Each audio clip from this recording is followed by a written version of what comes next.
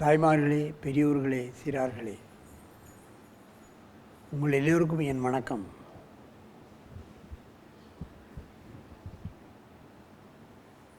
இந்த யோகாசனம் உலக மக்கள் எல்லோரும் இப்பொழுது விரும்பக்கூடிய அளவுக்கு வந்துவிட்டது. ஆகவேதான் கலைஞர் தொலைக்காட்சியில் 15 ஆண்டுகளாக இது நடைபெறுகிறது. அவனுக்கு மொழி தெரியுமோ தெரியாதோ, ஆனாலும் இந்த நிகழ்ச்சியை பார்த்து அவர்கள் பழகுகிறார்கள், அதனுடைய பலன்களை அடைந்து கொள்கிறார்கள். உலக மூலைகளில் இருக்கக்கூடிய அத்தனை பேர்களும் இன்றைக்கு கலைஞர் தொலைக்காட்சியை பார்த்து லட்சக்கணக்கான மக்கள் பார்த்து பழகி பலன் எய்து கொண்டிருக்கிறார்கள். அந்த நிலையில் இன்றைக்கு பார்ப்பீர்களெல்லாம் நமது அரங்கிற்கு ஸ்ரீஜா 11 வயது 6ஆம் வகுப்பு, ஸ்ரீ குமரன் மெட்ரிக் மேல்நிலைப்பள்ளி செங்கப்பள்ளி, வி அனுஷா 8 வயது 3ஆவது வகுப்பு விநாயகா விகாஸ் பள்ளி குத்தூஸ்புரம் திருப்பூர். இவர்கள் லகு வஜ்ராசனத்தை செய்ய போகிறார்கள். லகு வஜ்ராசனம். வஜ்ராசனத்தில் எத்தனை வகை?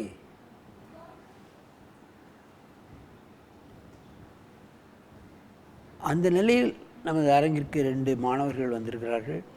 இப்பொழுது அவர்கள் லகு வஜ்ராசனத்தை செய்ய போகிறார்கள். என் அருமை மாணவர்களே, நீங்கள் பத்மாசனத்தை கலைத்துவிட்டு லகு வஜ்ராசனம் செய்யுங்கள், பார்க்கலாம்.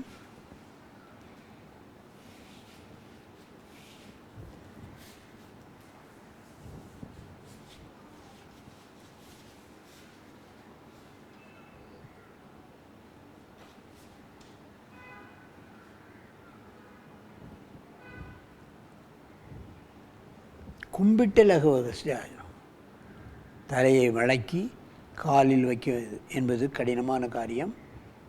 அதோடு தலையை அழுத்தி தரையிலே வைத்துக்கொண்டு காலிலே வைத்துக்கொண்டு அதில் கையை உயர்த்தி பண்ணுவது, கும்பிட்டு பண்ணுவது இந்த லகு வஜ்ராசனம் அதை விட சிறப்புடையது. அதை பார்த்தாலே தெரியும் என்னென்ன உறுப்புகள் எல்லாம் பலன் அடைகிறது என்பதை. கழுத்து வளைக்கப்படுகிறது, முன்கழுத்து, பின்கழுத்து, தொண்டை, குரல் விளை இவைகளெல்லாம் பலம் பெறுகிறது. வயிற்று நரம்புகள் இழுக்கப்படுகிறது. முதுகெலும்பில் கீழ் முதுகு, மேல் முதுகு, மத்திய முதுகு இவைகளெல்லாம் பலம் பெறுகின்றன. தொடைகள், பந்து கிண்ண முட்டை இவைகளெல்லாம் பலம் பெறுகின்றன. ஜீரண உறுப்புகள் அத்தனையும் வேலை செய்கிறது.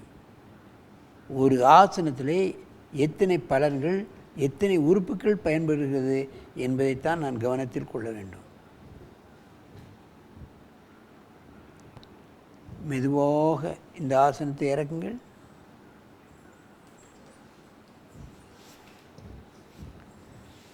அங்கே தலை வச்சு மண்டி போட்டு உட்காரு. இங்கே பாருங்க, நீ இங்கே பாரு.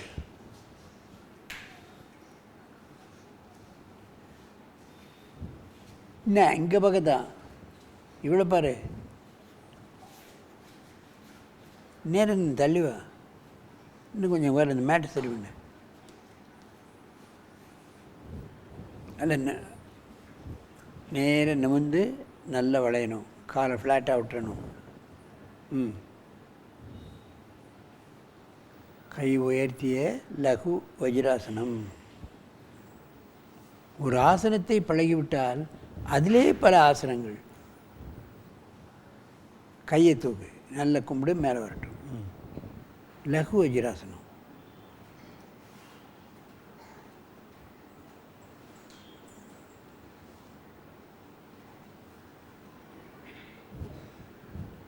முட்டை பிடித்து கொண்டும் செய்யலாம், கையை கும்பிட்டு கொண்டும் செய்யலாம். கும்பிட்ட லகு வஜ்ராசனம், முட்டை பிடித்து கொண்டு செய்யக்கூடிய லகு வஜ்ராசனம். ஜீரணக்கருவிகளில் உள்ள பிரச்சனைகள், நுரையீரல், ஹார்ட்டிலே உள்ள பிரச்சனைகள், தொண்டை,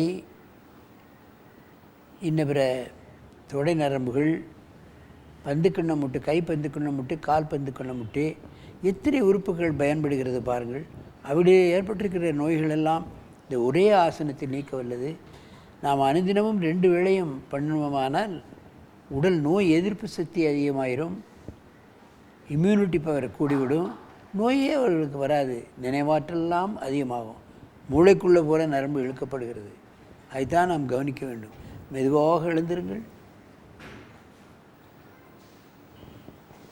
இதற்கு மாற்று ஆசனம் போடு. மாற்றாசனம் முன்னால் குனியணும், உட்காந்து அப்படி முன்ன குனியணும். அதுக்கு ரிவர்ஸ் போஸ், முன்வளைவு பின்னளைவு, மகாமுத்ரா. நமக்கு ரிலீஃப் கிடைக்கும். முதுகுக்கு அங்கங்கே லேசாக வலி இருந்தாலும் இமிடியட்டாக ரிலீவ் ஆயிரும். மாற்று ஆசனம் செய்வது என்பது மிக முக்கியம். வேறு ஒன்றும் கிடையாது. முன்ன வளைச்சா பின்ன வளையணும். அப்படி தான் இடது பக்கம் சாஞ்சா வலது பக்கம் சாயணும். இதுதான் மாற்றாசனமே தவிர மாற்றாசனம் ஒன்றும் சிரமமான காரியம் கிடையாது. அது செய்தால் நமக்கு இன்னும் கொஞ்சம் ரிலீஃப் கிடைக்கும், மேல் வலி வராது, நல்ல வளையும் தன்மை ஏற்பட்டு விடும். அப்படியே இன்னும் அப்படியே இங்கே திரும்ப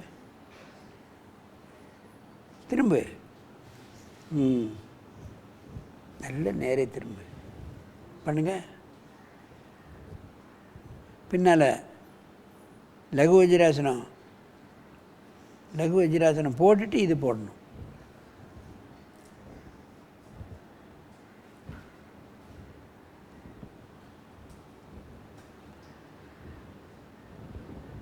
லகு வஜ்ராசனம்.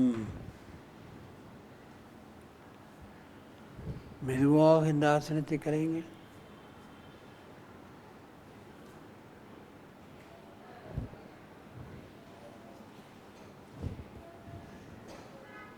நன்றாக மூச்சை இழுத்துக் கொள்ளுங்கள். அங்கே பார்க்க திரும்பி உட்காருங்க. பத்மாசனத்தில் உட்காருங்க. என் அருமை பெரியோர்களே, தாய்மார்களே, இவர்களெல்லாம் செய்வதை பார்த்தால் ஒழுங்காக செய்கிறார்கள், அனுதினமும் செய்கிறார்கள். ஆகவே தான் எல்லா ஆசனமும் இவர்களுக்கு பெர்ஃபெக்டாக வந்து விடுகிறது. கடினமான ஆசனங்களெல்லாம் அப்படியே அசால்ட்டாக பண்ணுவார்கள். அதைத்தான் கவனிக்க வேண்டும். ஒரு ஆசனம் 2 ஆசனத்தை வந்துட்டுதுன்னா அப்புறம் எல்லாத்தையும் தொடர்ந்து வந்துடும். ரெகுலராக பண்ணால் கடினமான ஆசனங்களும் நமக்கு லகுவான ஆசனங்களாக மாறிவிடும். அதனால் நமக்கு நல்ல பலன் கிடைக்கும், நோய் வராது. இதை மாதிரியான ஒரு நோய் எதிர்ப்பு சக்தியெல்லாம் அவர்களுக்கு வந்துவிடும். ஆகவே இந்த அற்புதமான கலையை சிறுவர்கள், பெரியோர்கள், நடுத்தர வகுப்பினர்கள் இவர்கள் எல்லோரும் பழகி நோயற்ற வாழ்வே குறைவற்ற செல்வம் என்னும் பேற்றினை பெற்று நீண்ட நாள் வாழ வேண்டும் என்று கேட்டு உங்களிடமிருந்து விடைபெறுவது ஆசனம் ஆண்டியப்பன். வணக்கம்.